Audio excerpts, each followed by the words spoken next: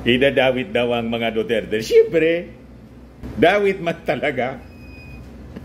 At saka yung mga associates ng previous administration. Kasi sila yung dahilan kung bakit nagpiesta yung mga pogo.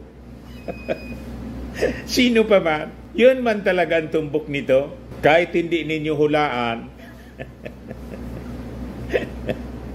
Yun man talaga kasi ito po ay nangyari during the previous administration. Yung pogo na konektado sa AGK, sa money laundering, pati human trafficking, konektado lahat. Kaya nga may quad committee hearing na ginagawa at nagkasabit-sabit na pati yung travel companion ni attorney.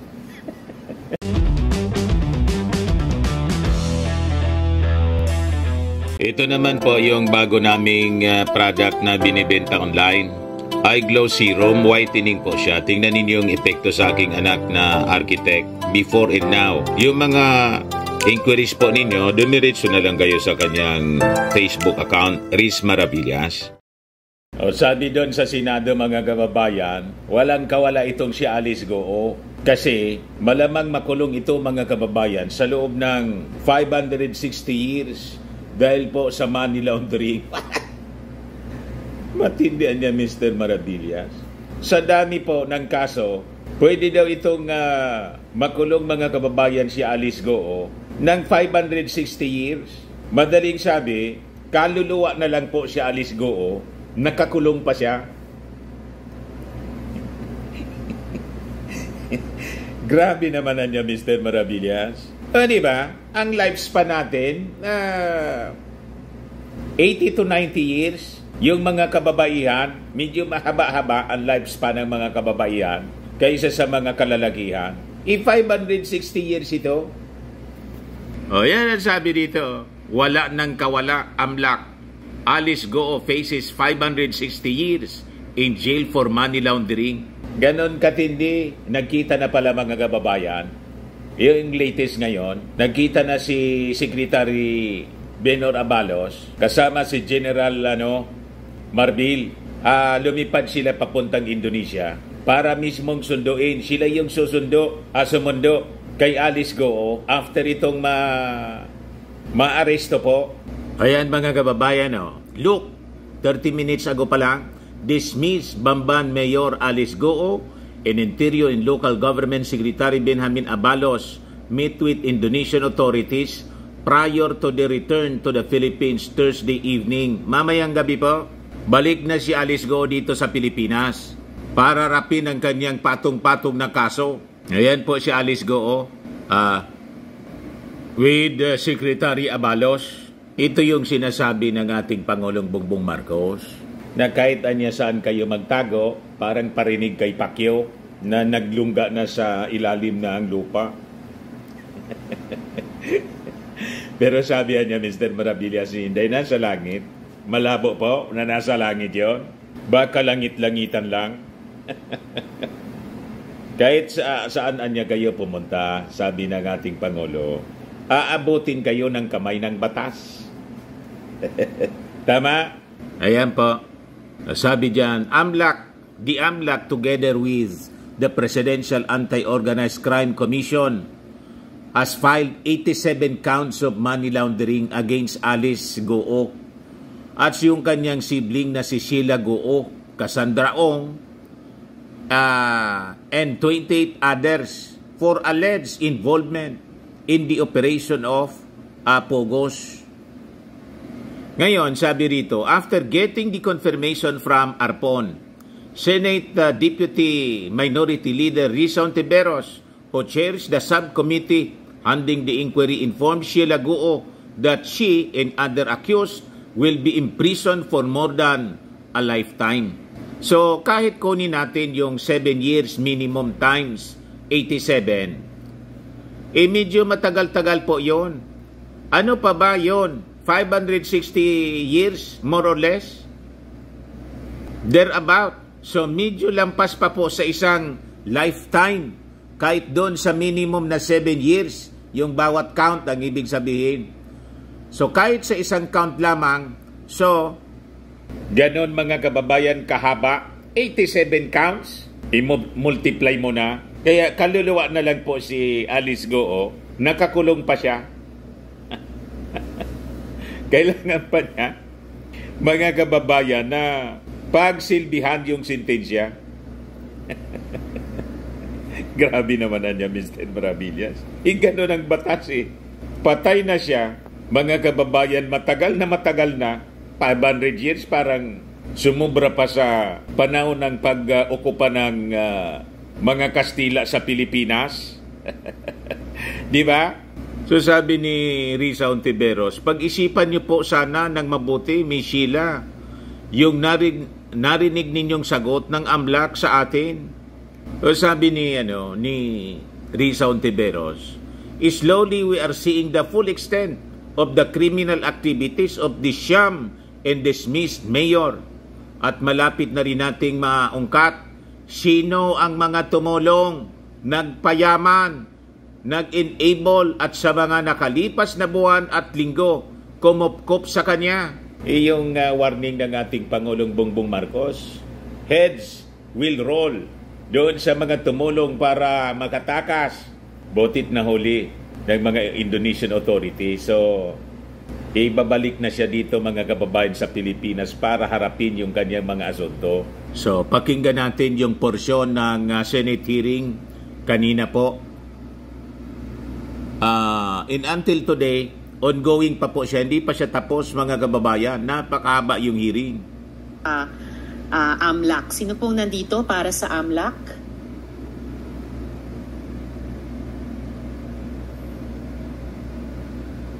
Yes, sir. Please approach the mic. Namumukhaan ko po kayo. Nakapag-oath kayo last hearing. Ano po? Yes, sir. What's your name again, sir? Yes, Attorney Arpon. So, please take your seat and then lalagyan na lang po kayo ng nameplate ulit. So, Attorney, last Friday, kayo po, the Anti-Money Laundering Council, the NBI, and the PAOK jointly filed several counts of money laundering. No? I-Pilipino ko na rin para ganap ding mapakinggan ni Miss Sheila yung sagot nyo. This is importante itong tanong at yung sagot ng AMLAC sa inyo rin, Miss Sheila. So nung Biyernes, kayo po sa AMLAC, ang NBI at saka ang PAOK, jointly po kayo naghain ng several counts ng money laundering laban kay Alice Guo, kilala din bilang Guo Huaping, kasama si Sheila Guo at iba pang mga individual. Ano po yung pwedeng parusa kay Sheila Guo sa mga kasong ito? Magandang umaga po, Your Honor. Well, under the Anti-Money Laundering Act, the commission of money laundering carries with it the penalty of imprisonment. Ganong katagal po yun?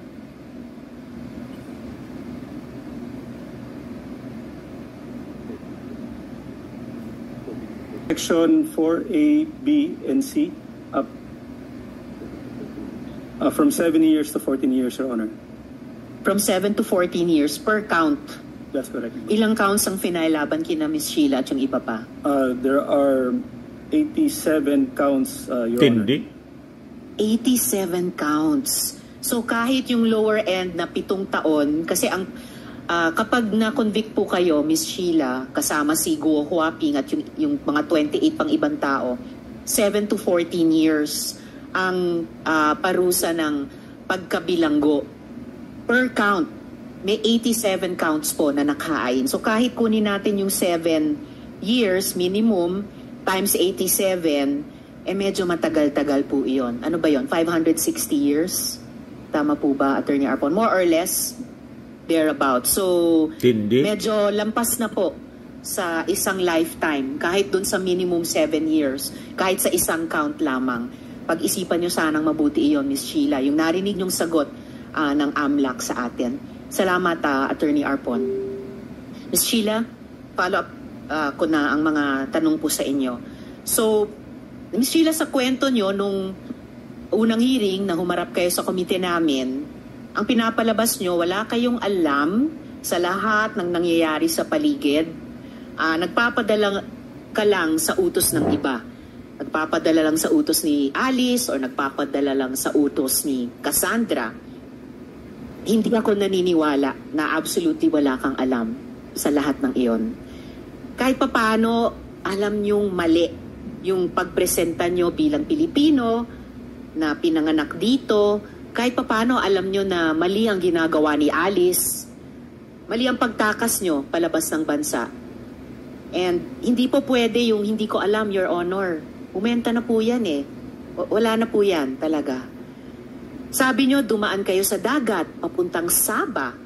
Pero marami actually nagdududa dyan kasi masyado daw magalaw yung dagat ngayong panahon ng habagat.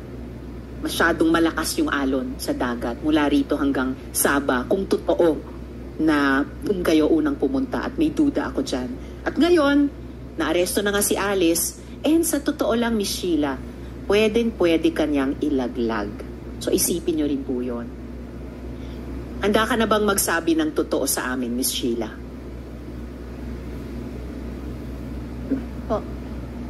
Opo. Handa kang magsabi ng totoo. Okay, dahil oo ang sagot mo, sagutin nyo ang aming mga tanong na panay totoo lang.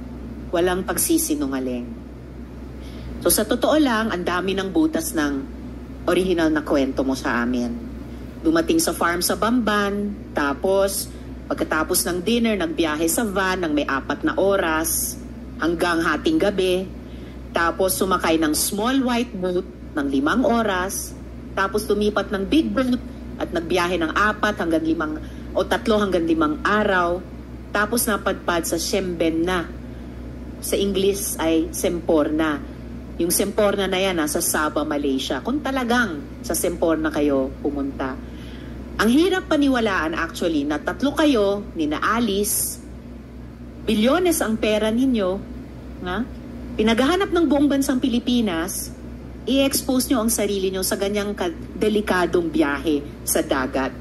Kaya, bibigyan kita ulit ng pagkakataon magsabi ng totoo. Kino-confirm mo pa rin ba yung komplikadong rutang iyon na kwento mo sa amin nung unang hearing? Or sasabihin mo, aaminin mo na kwento-kwento lang yan? At sasabihin mo ba sa amin ano yung totoong paraan na lumabas kayo sa bansa? At huwag niyong kalimutan, Miss Sheila, itatanong na rin namin ito kay Alice sa Lunes. Opo. Totoo po. Totoo lahat ng kwento mo sa amin noon? Sabihin mo na dito sa amin dahil pwede ka talaga mahuli kung nagsisinungaling ka pa rin. Anong sinakyan nyo nung bumaba kayo mula sa van? Ano po? Galing sa Bamban, sumakay kayo ng van ng ilang oras hanggang hating gabi pagkatapos ng hapunan. Pagbaba nyo sa van, saan kayo sumakay? Sa isang pier. Sa isang? Isang pier ata. Matidim kasi, gabi na po. Sa isang pier. Saang pier kayo sumakay? At hindi ako maniniwala na hindi nyo maalala yung basic details nito. Hindi ko talaga alam yung lugar. Saang pier yan? Sa Jumalig ba yan? Sa Quezon? Sa Batangas ba? Sa Zambales tulad ng tinatanong ni Sen. JV? Sa Palawan? Saan? Ang alam ko kasi papuntang dumaan kami sa Manitawag ng toll gate papunta Skyway. Dumaan kayo saan? Sa toll gate na Manitawag. Balintawak? Pagpuntang Skyway. Pagpuntang Skyway. Tapos? Diretso na yun. Hindi ko alam kung saan na yun. Yung so, na yan. Southbound? Mula Tarlac, dumaan kayo sa Bulacan. So, pa-south. So, papuntang Batangas, Southern Luzon. Hindi ko alam kung saan o saan. Basta alam ko, akit Skyway. So, pero malamang, kung galing ng Tarlac, dumaan ng Bulacan, pababa. Hindi naman magto-trouble bumaba ng Bulacan, U-turn, pa-norte na naman. So, pa-south kayo. Hindi ko alam. Alam na namin yon. Yung buong fishing, yung malaking fishing boat, sabi mo, 4 na araw ang biyahe nyo doon. Na mahirap paniwalaan sa panahong maalon ngayon. Tapos yung baba nyo, sabi mo, sa Chinese ay Siembenna. Do you still swear that under oath, Miss Sheila? Ano po? Nanunumpa ka pa rin ba na pagkatapos ng ilang araw ng biyahe sa dagat na sinasabi mo, sa Siembenna kayo bumaba? Pagdating, bago sa Sempena, may isunto sa amin yung isang small na maliit ng ng pool. Bago lating sa Sempena. Okay, so pero ini-insist nyo pa rin sa Siyemben na kayo bumaba eventually. Sabi tanong kasi pagdating doon, tanong ko kay Wesley kung saan tayo. Sabi niya Sempena. Okay. Maaari mo bang i-describe sa amin yung itsura ng Siyemben na yan? Hindi ko masyado kasi beach yata yun. Palang beach na may buhangin. Siyempre naman, beach, so may buhangin. Ano pa? Yun lang po kasi umaga na kami nating doon. Umaga. So may araw na. Ano bang nakita mong detalye ng beach sa Siyemben na? May tao pero hindi May kaunting... Palang turista ata yung tao na yun. Naalala mo ba kung Napakasinungaling natatakan yung passport mo? Kwento mo nga kung yung passport mo doon sa Siyemben na. Natatakan ba nung pagdating nyo kaagad doon? Hindi po. Hindi natatakan or natatakan pero hindi kaagad? Hindi siya paano ba? Hindi siya natatakan. Hindi siya natatakan. Okay. Diretso kami sa Malaysia.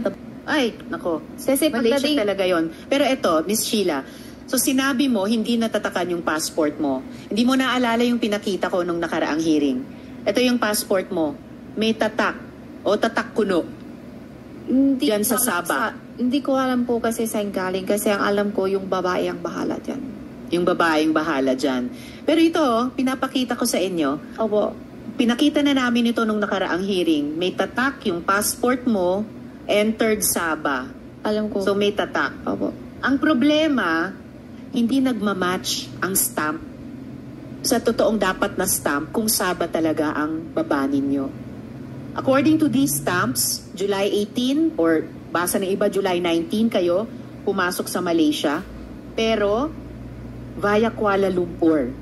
Kasi yung ganyang klaseng stamp daw ay itatatak lang sa passport kung galing ng KL. At July 19 ka lang pumasok sa Sabah. Ayon sa stamp na yan. Sa makatuwid, nauna ka dapat sa Kuala Lumpur kaysa sa Sabah. Pero ang kwento mo noon hanggang ngayon, mula Pilipinas, galing sa Sabah. Dumaan muna ba kayo sa Kuala Lumpur bago sa Sabah? Kuala Lumpur po. Miss Sheila naman, Malaysia din. Oh, Malaysia. Kasi pagdating kami sa Sempena, may biyahe pa kami. Biyahe kami, tapos dalating sa isang lugar, Malaysia na yan. Nakainan alaw kasi kami doon. Bago tayo dun sa mga pinuntahan nyo pagkatapos ng Sabah, kung talagang pumunta kayo sa Sabah, kasi pati dyan sa stamp na yan may duda eh. Sheila, sasabihin ko sa inyo yung napag-alaman namin, galing sa mga kaibigan naming napagtanungan sa Sabah mismo, kung saan kuno stinamp itong stamp sa passport nyo. Sila'y galing sa Democratic Action Party, sister party ng Akbayan Party sa Malaysia, at wala silang dahilan magsinungaling tulad ng duda namin sa sinasabi mo. Ayon sa kanila, wala kayong legal entry sa Sabah. Pati yung stamp sa passport na nag-i-indicate na dumating kayo sa Sabah, fake daw yung stamp na yan. Kinumpara nila sa totoong stamp na dapat tinatatak sa Sabah. Pero ang nakukumpirma nila, ito credible information na ng aming komite, subcommittee, tumating kayo sa Kuala Lumpur noong July 18. Kaya ang gusto kong malaman, paano kayo nakapasok, Sheila, sa Siyemben na, kung totoo ito, at paano naman kayo dumating sa Kuala Lumpur? Yung tatag lang yung passport na hindi ko alam. Basta, pagdating kami sa Sempena, may biyahe kami sa isang lugar. Bago yun, Miss Sheila. Bago tapos ang Siyemben na. Wala. Bago ng Siyemben na, kung ayaw mo talagang sabihin na dumaan kayo sa Kuala Lumpur, wala po. dumaan ba kayo sa Bali, Indonesia, bago itong Siyemben na? Bago itong Hindi ko Sabah? po alam. Basta yun na yung biyahe ko. Hindi mo rin alam kung dumaan kayo ng Bali, Indonesia? Wala. Hindi kami Wala. Ganito. Kasi panay kwentong barko ang pinag-uusapan natin. Sumakay ba kayo ng eroplano? Hindi po. Ever? Sa buong biyahe ninyo? Hindi po. Mula Pilipinas hanggang Malaysia, hanggang Wala po. hanggang Indonesia, Singapore ang mayroong eroplano mo. Malaysia to Singapore. Malaysia to Singapore. O, buti na lang inamin mo na nag-aeroplano kayo mula Malaysia, Singapore. Dahil, imposible talagang hindi kayo sumakay ng aeroplano. Opo. Kasi ang stamp ng passport mo, entry stamp to Kuala Lumpur via Kuala Lumpur International Airport. Naalala mo bang dumaan kayo sa isang Malaysian airport bago sa Sabah? Meron. Malaysian airport. Bago Shenzhen na. Wala po eh. Wala rin. Oo. Oh, pero itong verified information namin mula sa isang official na grupo sa Malaysia na yung tatak na entry stamp sa Kuala Lumpur galing sa Denpasar, Bali. Naalala mo, dumaan kayo sa airport sa Bali papuntang Kuala Lumpur International Airport? Wala po. Hindi rin. Ako, Miss Sheila, yung situational awareness nyo, dapat talasan ninyo para makapagsabi kayo ng kompleto at totoo sa amin. Okay, kasi po, ano? Simple na to isang Malaysia, hindi ko alam kung yung Sabah na sabi nyo o ano. Yung siyempre na mismo ay Sabah. Sabah? Pagdating yan sa Sabah na yan, may sakay kami aeroplano pupunta sa Malaysia, yung Kalumpo na sabi nyo. Yun ba yun? Kuala Lumpur. Yung palang Metro Manila sa Pilipinas. Baliktad. Ang alam nung credible sources namin, na Kuala Lumpur muna kayo bago itong Siem Pen na o Sabah. Okay. So from Kuala Lumpur, paano kayo pumuntang Singapore? Aeroplano po. Aeroplano yon. So nag-airplane kayo ulit. In total, sa biyahe nyo mula Pilipinas hanggang nung nahuli kayo ni Cassandra Leong sa Indonesia, ilang beses kayo sumakay ng aeroplano? Sabah to Dalawa. Sabah hanggang Singapore or Malaysia hanggang Singapore? Sabah, Malaysia at Singapore dalawa beses po. So Sabah papunta sa ibang lugar sa Malaysia, tapos Singapore. Tapos Malaysia to Singapore. Dalawa beses po. 2 beses nag-aeroplano. Kasama niyo pa ba si Alice papuntang Singapore mula sa Kuala Lumpur? Opo. Kasama niyo pa. So, eto pa isang gumugulo sa isip ko, Miss Sheila, ha? Ayon sa mga contacts namin sa Malaysia, kayo at si Wesley ay umalis sa Kuala Lumpur noong July 21, 2024. Bali malinaw na July 18 to July 21, nandun kayo sa Malaysia, legally, gamit itong Philippine passport nyo. Pero si Alice ay dumating sa Kuala Lumpur, or at least dumating yung passport ni Alice sa Kuala Lumpur, pero wala siyang exit record. Ditulad nyo, alam namin kung paano umalis ng Malaysia papuntang Singapore. So, alam din namin na si Alice ginamit ang Philippine passport niya sa Batam, Indonesia, kung saan kayo nahuli ni Cassandra. Alam din namin na hindi nire-renew ni Alice o ni Go Huaping yung kanyang Chinese passport. So ang tanong din namin, na hindi ko itatanong sa iyo, pero baka itanong ko rin sa iyo, paano wala siyang record sa Malaysia? Alam mo ba? Hindi po. Kasi sama naman kami. Next question. Sabi nyo, pabalik kayo sana sa Singapore from Batam. Kaya lang nahuli na kayo sa Batam. Opo. So bago Batam, Indonesia, nasa Singapore na kayo. Ba't pa kayo nag-Indonesia? Kasi sabi ni Wesley, gusto daw siya pasyal sa iba lugar. Hindi pa ba sapat yung pasyal sa Singapore? Sa Indonesia. Oh, sabi ni Sen Joel last time, ang gustong pagpasyala ni Wesley ay sa Singapore. Okay, one related question from Sen Joel. I just wanted to put on record, Madam Chair, I don't even need to ask questions because I will wait for my turn. It's just that last hearing, Madam Chair, Miss Sheila Go made mention about it. I distinctly remember it. I'm sure the committee secretariat would bail me out. Ang sabi mo, Sheila, ang sabi ni Wesley, bored siya doon sa pinanggalingan niyo, kaya kayo nagpuntang Singapore. Yun ang sinabi mo last. Ms. Sheila, huwag nang interruptin ang senador, no? And wait to be acknowledged.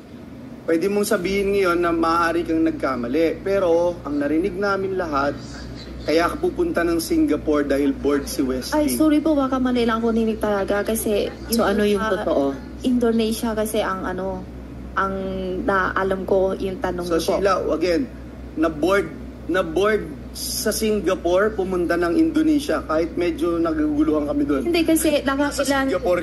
Ayan po ang breaking news ngayon mga kababayan from ABS-CBN. Former Bamban Tarlac Mayor Alice Go has been turned over to Philippine officials led by Interior Secretary Benhur Abalos. Ayan po mga kababayan. Ito si Abalos.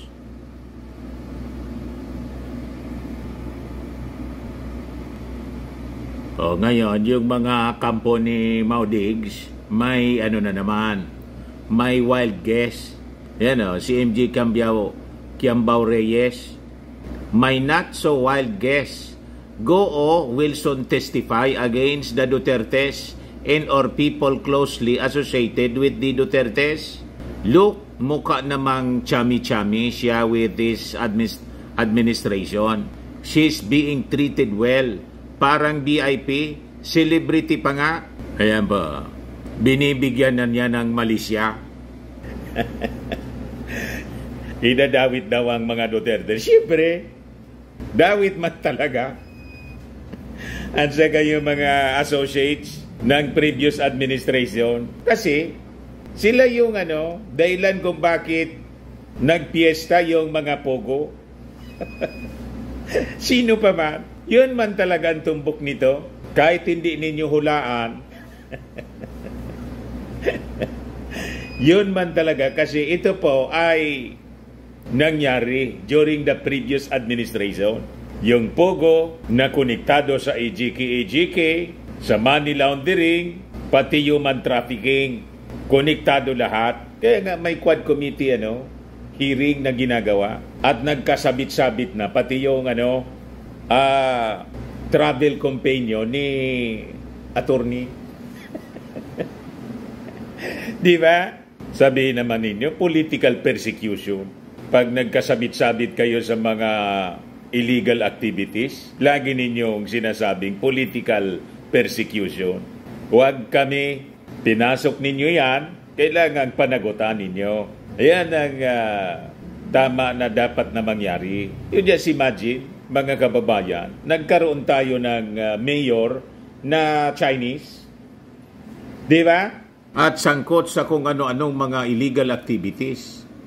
Mga seryosong kaso. Ilan days na po kami sa Singapore. Okay, kaya na-board. Hindi. Meron din po. Kasi So, hindi nakailan ka araw kami na-comfort sa the story Singapore. mo, Kasi like Sheila? hindi pwede kasi lampas sa isang buwan. Sa Singapore. Miss Sheila, nagugulat ako. Well, buti na rin, tulad ng naming mga Pilipino, bilang isang Asian din, nakakayanin nyo pang tumawa. Kahit sa prospect na Nakatawa pa. 500 years na pagkabilanggo kung ma-convict kayo sa kahit isang count lamang ng money laundering, kahit sa low end na 7 years. Sanay. Sana seryosohin nyo po itong hearing na ito, dahil hindi lang ang Senado, hindi lang ang House, nag-e-effort mag-imbestiga, pati yung mga executive at constitutional bodies, sobrang interesado sa mga kaso ninyo. At dapat sa maikling panahon na lamang ng aming investigasyon, at yung maikling panahon na lamang posible ng executive at ng constitutional bodies ng Pilipinas, pag-isipan yung mabuti, humingi kayo ng payo sa abogado nyo, pag-isipan yung mabuti, mag-cooperate seriously sa investigasyong ito. Kung gusto nyong medyo mabawasan yung pasakit na maaring saluhin ninyo dahil sa consequences ng inyong mga iniimbestiga namin ginawa ninyo. Miss Sheila, nung pumakas kayo sa Pilipinas kasama ni na Alice, hindi nyo ba alam na may arrest order na para kay Alice Go? Hindi nyo ba alam na may subpoena ang Senado sa inyo? Yung mic nyo? Hindi po. Hindi nyo alam. Kailan ang huling beses na nag-usap kayo ni Alice? Ano po? Kailan kayo huling nag-usap ni Alice? Kailan? Sa Pilipinas po? Kahit saan. Kailan kayo kailan at saan kayo huling nag-usap ni Alice? Yun sa Indonesia po. 19 o 20 yung hiwalay po kami. 19 or 20 July.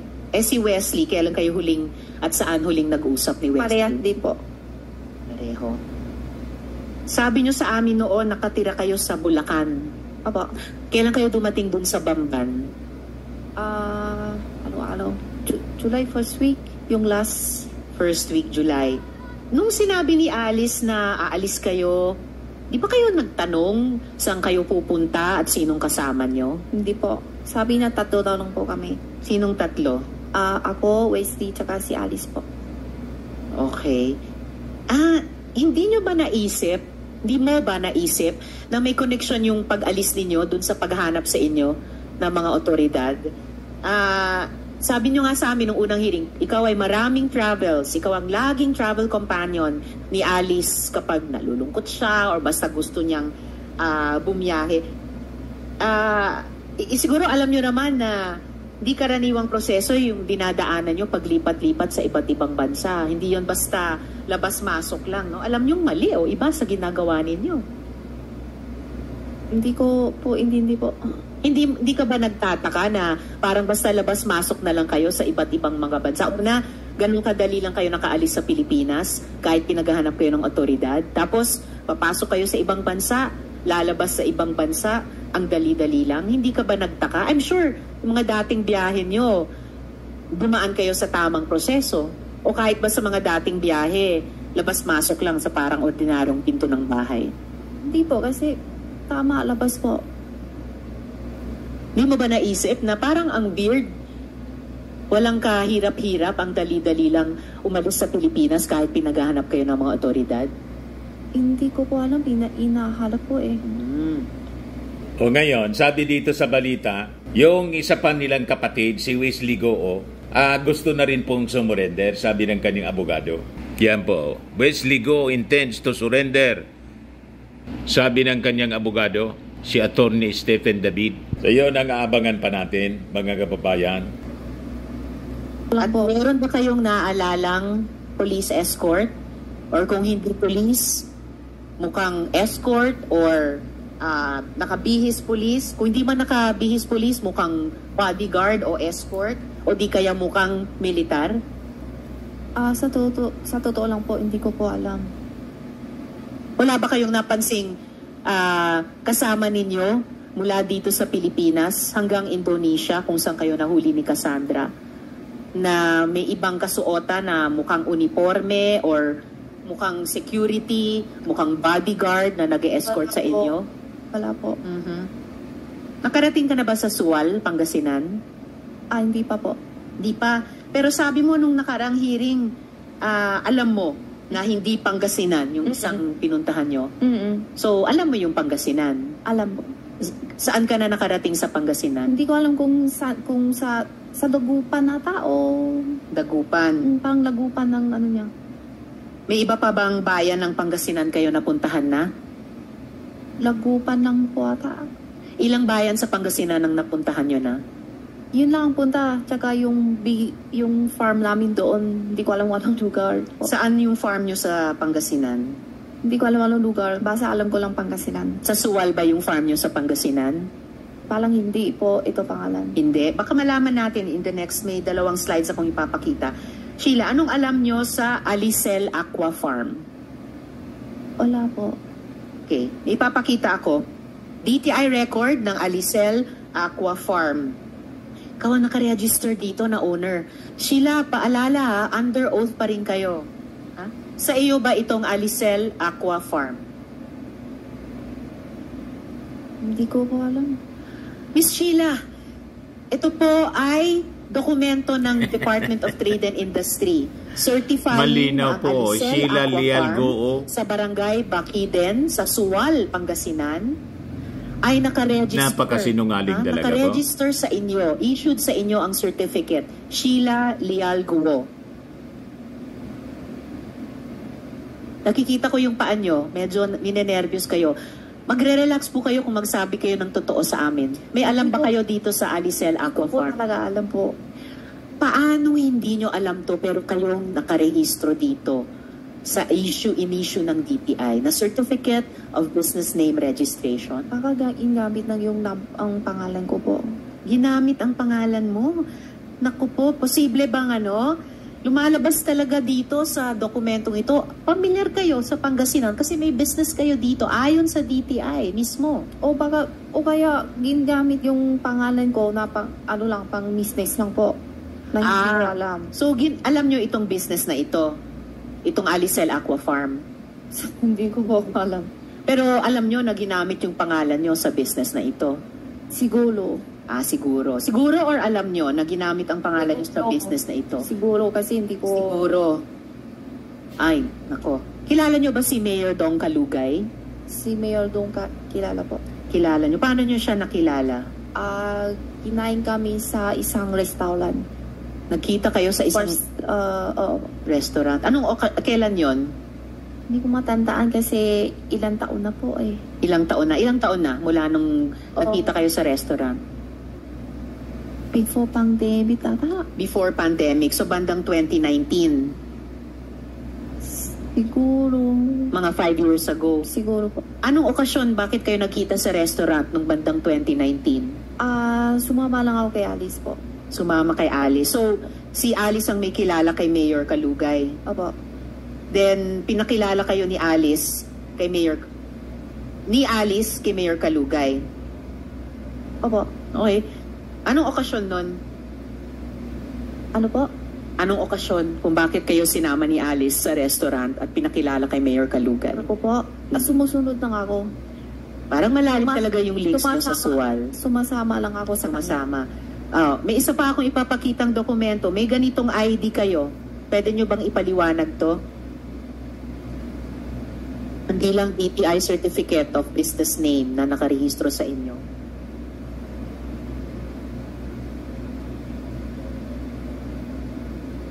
Sure. Okay, naghang lang. Pero may ipapakita akong ID ninyo sa Suwal. ID issued to Sheila Lialgo. Habang iniintay natin yon, sa pagkakaalam mo ba, dahil, ayan, ito yung ID nyo, Municipality of Suwal, Account Insurance Membership, Sheila Lialgo. Pwede nyo bang i-explain yung ID nyo yan? Sorry po kasi hindi ko po alam. Hindi nyo alam. Hindi May ID ko in-issue sa inyo, sa pangalan nyo at photo ninyo ang nakalagay. Opo. Ano? Pangalan ko. Picture ko pero hindi ko po alam na may ganyan po ako ID. Oh wow. Okay, hindi nyo alam na may ID kayo. Siguro kahit elementary school student, hindi lang dito sa Pilipinas, sa ibang bansa, alam kapag may ID, hindi talaga kapani-paniwala na hindi nyo alam yan. Sa pagkaalam nyo, Miss Sheila, dahil sinama kayo ni Alice sa restaurant noong bandang 2019, ipinakilala kayo ni Mayor Dong Kalugay, may relasyon ba sina Mayor Kalugay at si Alice? Hindi ko pa alam. Alam ko kaibigan po. Kaibigan. Magkasosyo din ba sila sa business? Hindi ko sure. Hindi nyo sure? Sige, hindi kayo sure. So ano sa palagay mo? Kung magkasosyo ba sila sa business? Ang alam ko, kaibigan po sila. Pero kung may business, sosyo, hindi ko alam po. Hindi nyo alam. Pero sabi nyo, hindi nyo sigurado. So anong sigurado nyo? Kaibigan po sila. Kaibigan. Saang restaurant kayo kumain kasama si Mayor Kalugay? Sa Pangasinan. Sa Pangasinan, sa Suwal. Anong pangalan ng restaurant? Hindi ko alam kung ano sa lugar. Basta isang Filipino food na restaurant. Filipino food restaurant. Opo. Sa Suwal ba? Hindi ko sure. Or sa Dagupan ba na alam mo? Parang banda doon. Kasi bandang Dagupan. Ang alam ko, Dagupan nata ang narinig ko, pero hindi ko sure kung yun ba yun. Dagupan, pero hindi mo pa rin sure. Miss Sheila, binibigyan kita ng isa pang pagkakataon at this point in time, ha? Ano pa ba yung totoong hindi nyo nasabi sa amin? Alalahanin nyo, you are under oath dito sa aming subcommittee at nandito rin ang AMLAC at ang iba pang government agencies na naghain na ng kaso laban sa inyo para sa money laundering. For starters, baka may iba dyan, nakakasuhan pa kayo ng iba. Ano pa yung pwede nyong sabihing totoo sa amin at sa kanila bilang tulong nyo sa investigasyong ito? Wala po, kasi wala ko alam. Okay. Well, hindi po ako naniniwalang wala na kayong alam bukod sa sinabi nyo na sa akin. And I really regret na hindi kayo mas makatotohanan at mas helpful sa committee ito. Yung subcommittee namin, tulad ng Committee on Women, kayang-kaya naming mag-appreciate kapag nagsasabi ng totoong isang witness. Maaalala ng mga colleagues ko, halimbawa, yung isang witness dun sa Committee on Women, yung dating accountant ni Alice Go, siya, pinaniwalaan namin siya. At nirelease namin siya sa detention dito sa Senado. Dahil sa hearing, yung pagkakataong binigay namin sa kanya na magsabi ng totoo, sinamantala niya yung pagkakataong iyon. And I bet appreciated din yun ng mga executive agencies na nakarinig sa kanya, si Miss Nancy Gamo. Unfortunately, Miss Sheila, hindi kayo katulad niya na makatotohanan. And well, yung kapalaran nyo ay nasa kamay nyo naman. Nasa kamay nyo lamang, wala sa kamay namin. So I advise you, isipin nyo hanggat matapos itong hearing ngayong araw, magkonsulta kayo sa abogado ninyo kung gusto nyong maging mas makatotohanan sa amin at mas helpful sa hearing na to at sa investigasyon ng executive. Okay, Ms. Sheila? Pag-isipan nyo mabuti yan. Lalong naging misteryoso at kaduda-duda. Mas dapat nalaliman yung investigasyon, mga kababayan. But anyway, pabalik na dito sa Pilipinas din si Alice Goo. Sinundo mismo ni Secretary Abalos at ni PNP Director General Marbil. So mamayang gabi, mga kababayan, expected silang dumating dito sa ating bansa. Ayan po, mga kababayan, escorted by the NBI at Bureau of Immigration. Nakangiti pa po, nagpa-picture. Ayos na ayos, sanay na sanay po. Sa mga naghanap ng malinis and spacious fitness gym, pumunta lang po kayo sa aming Colossal Fitness Gym. We also offer Grab Car Rental with our brand new 2023 model ng Toyota Innova.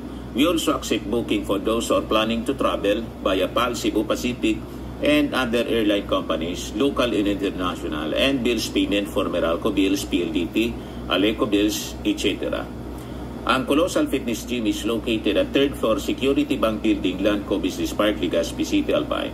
For inquiries, look for Chilon Maravillas. Contact number 0966-802-0949. Yan yung aming Innova. Lagi na pong matao sa amin. Pati mga foreigners po, tingnan ninyo. Mga British tourists sila. Ang lalaki ng katawan na, mga kababayan, nag-gym sa amin. Ito naman po, international. Ito mga mga European sila. Ito naman yung bago naming product na binibenta online, iGlow Serum. Whitening po siya galing sa South Korea. Tingnan ninyo yung epekto sa aking anak na architect entrepreneur, Riz Maravillas. For inquiries, look for Riz Maravillas on FB. Ito naman po, Firmax Firming and Lifting Cream. Pinapahid po ito sa mga pulses and affected area. Mahina po ito sa mga pains at paninigas na mga kaso-kasuan.